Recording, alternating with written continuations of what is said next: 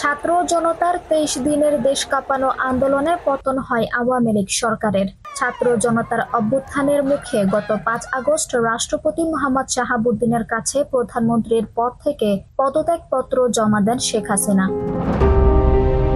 এরপর গণভবন থেকেই হেলিকপ্টারে দেশ ছাড়েন। সে সময় তার সঙ্গে ছিলেন তার বোন শেখ রেহানা। বর্তমানে তিনি ভারতে রয়েছেন।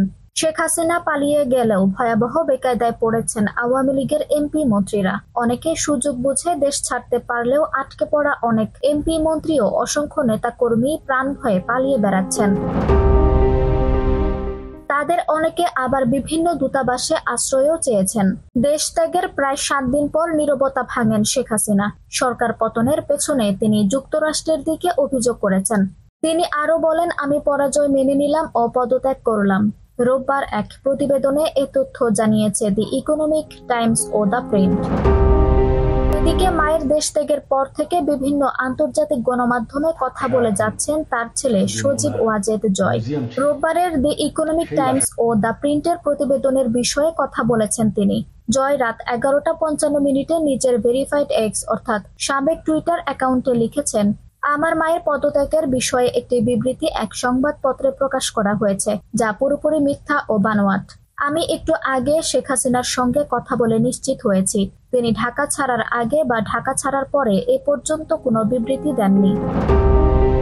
ছাত্র জনতার আন্দোলনের মুখে গত ৫ আগস্ট শেখ হাসিনার সরকারের পতন ঘটে। তিনি দেশ ছেড়ে ভারতে আশ্রয় নেন। বর্তমানে ভারতে অবস্থান করছেন তিনি।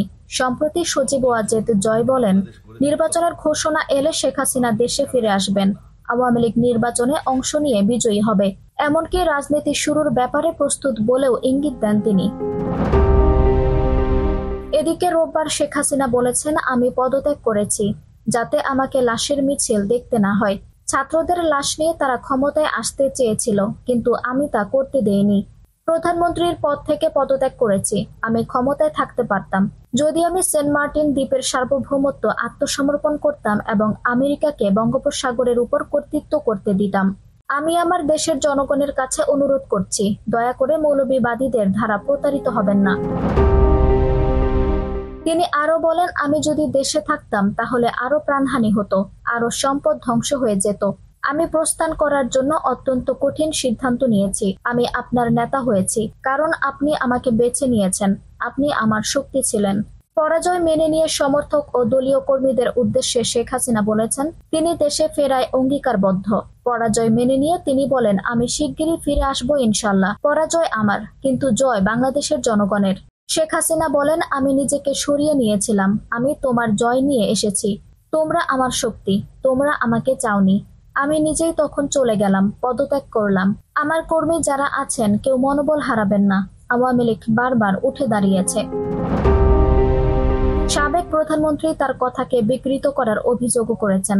তিনি বলেন, আমি আমার তরুণ ছাত্রদের কাছে আবারও বলতে চাই, আমি তোমাদের কখনো রাজাকার বলিনি। আমার কথাগুলো বিকৃত করা হয়েছে।